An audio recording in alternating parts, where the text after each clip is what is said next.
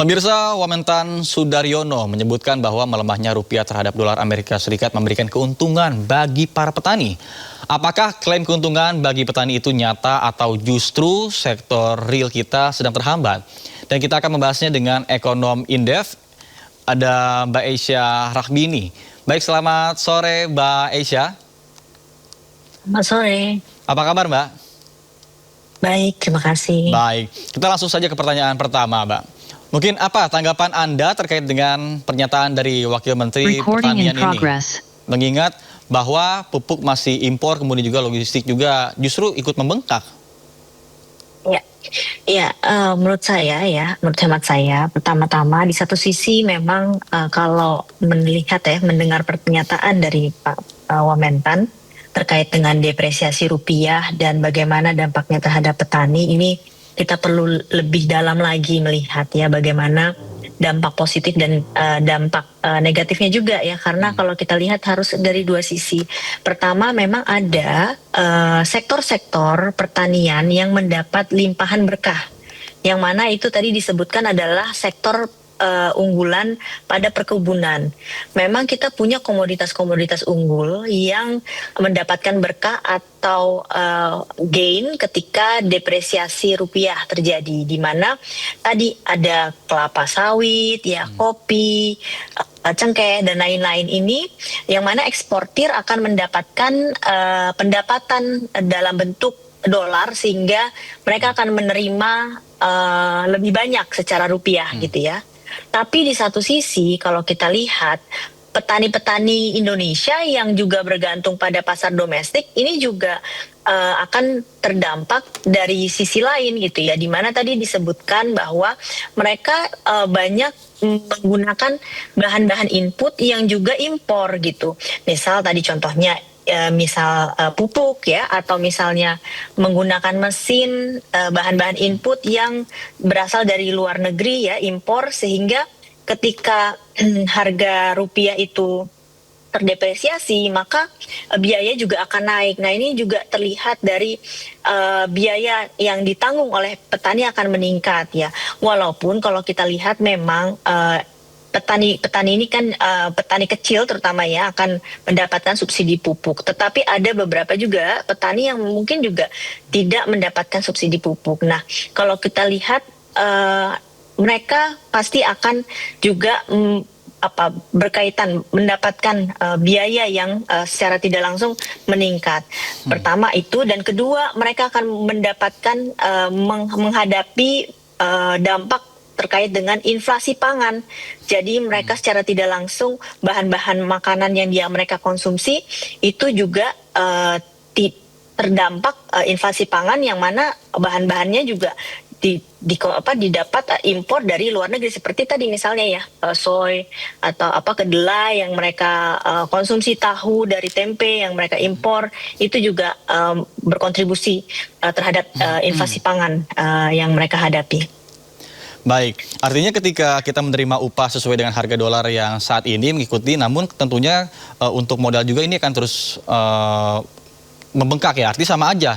Kemudian nilai tukar rupiah kita ini kan sempat menembus di angka 17.905 per dolar Amerika Serikat dan menguat sedikit saat ini bahkan di angka 17.876 per dolar. Nah, mengapa pelemahan ini terus terjadi? Iya, kalau kita lihat ini salah satu bentuk signal ya. Beberapa waktu belakangan ini ya, kita lihat IHSG kita juga semakin tertekan, rupiah kita tertekan ya, banyak capital outflow yang keluar dari Indonesia ya, ketidakpercayaan terhadap dunia luar memantau terhadap kebijakan publik di dalam Indonesia.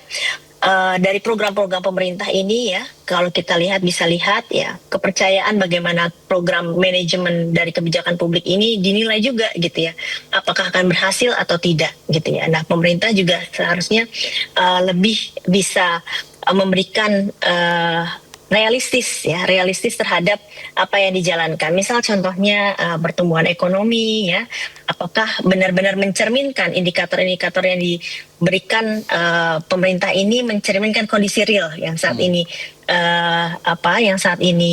terjadi ekonomi Indonesia gitu ya. Satu, apakah misalnya bisa program itu berjalan, kemudian juga terkait dengan manajemen dari APBN ya.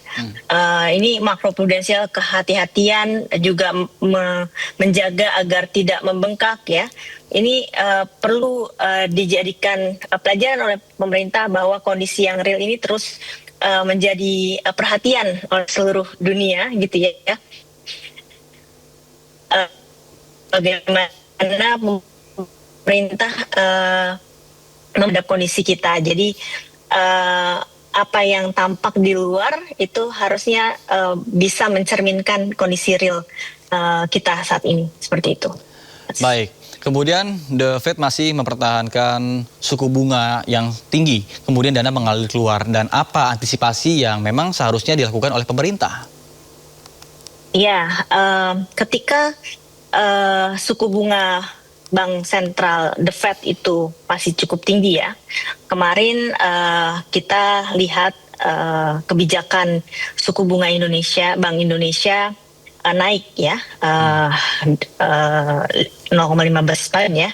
Jadi kita lihat ini juga dilakukan untuk menjaga ya agar rupiah tidak terlalu terdampak, ya, mengelola cadangan devisa, mengelola arus kapital juga supaya tidak terlalu tidak keluar dengan besar gitu ya, untuk menjaga spread dengan the Fed ini gitu ya, menjaga arus keluar. Nah, saya rasa sebenarnya satu itu adalah obat pil, tapi pil yang hanya sementara gitu ya.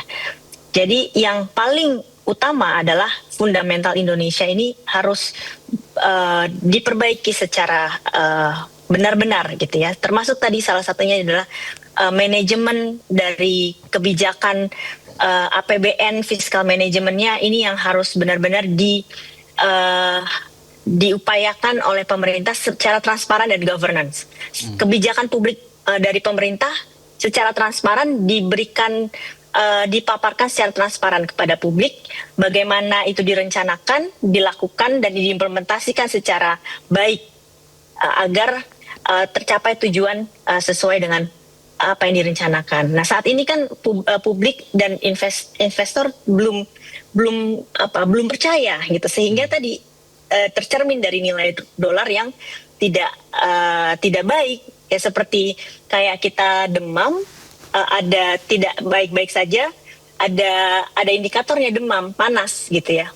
Nah, ini yang kami para ekonom melihat seperti itu gitu. Jadi ada harus perbaikan dari internal fundamental Indonesia yang harus dilakukan secara manajemen kebijakan publik, kebijakan pemerintah, fiskal manajemen yang harus dilakukan. Baik. Kemudian jika kita bandingkan dengan mata uang dolar Singapura, kemudian baht dan juga ringgit, ini kenapa rupiah ini justru tampak lebih tertekan? Mungkin apa indikasinya? Iya, karena itu tadi, karena ketidakpercayaan sehingga banyak yang tidak percaya dan beberapa yang keluar gitu. Ya, jadi dibandingkan dengan yang lain, maka mereka akan pindah gitu ya. Sehingga kalau kita lihat dibandingkan dengan negara lain, ya mereka ya tetap kuat gitu ya dibandingkan negara kita terhadap dolar, seperti itu.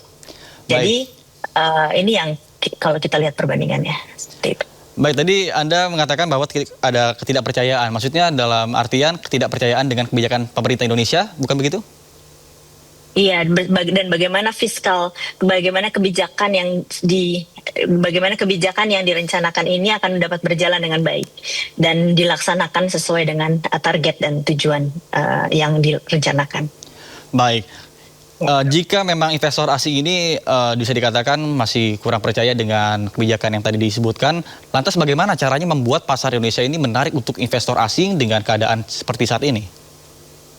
Iya, mungkin pemerintah harus realistis ya dalam menerapkan target-targetnya. Pertama dari misalnya fiskal manajemennya, ketika realisasi penargetan pajak, penerimaan pajak ya, ini juga harus dilihat ya, apakah realisasinya tercapai gitu ya. Sejauh apa? Kan kita kemarin juga udah melihat ya bagaimana korteks ini berjalan gitu ya. Dengan penerimaan pajak tersebut, maka kemudian pengeluaran belanja negara seperti apa gitu ya.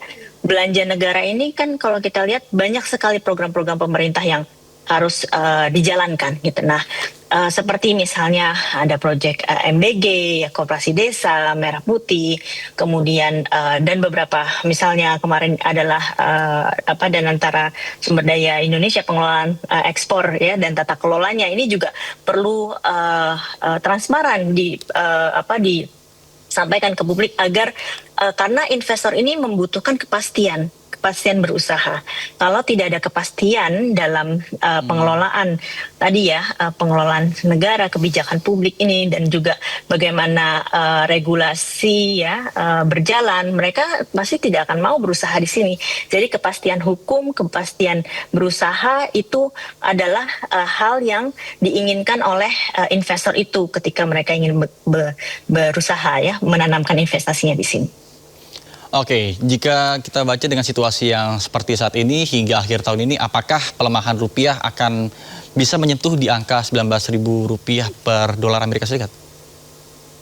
Ya, ini memang cukup dinamis ya. Pertama banyak hal faktor yang kita bisa lihat bisa mempengaruhi hal ini. Pertama adalah geopolitik di luar ya, terkait dengan tensi perang ya, secara konflik di Timur Tengah ya. Saat ini mungkin memang masih stabil, tapi memang masih belum ada resolusi. Nah, ini masih bisa menunjukkan adanya masih tinggi uncertainty-nya. Kedua, perang dagang. Nah, ini masih cukup tinggi juga.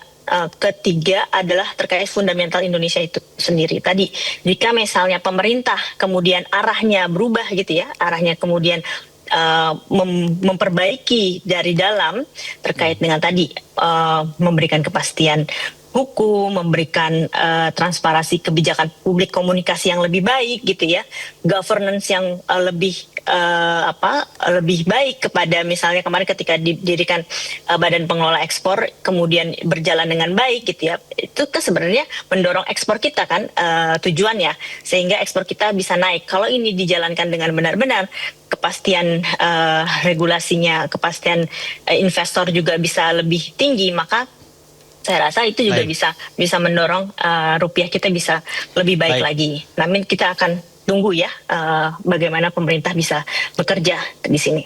Baik, terima kasih Mbak Aisha Rabini telah berbincang bersama kami di program Sindo Sore. Selamat kembali beraktivitas. Terima kasih.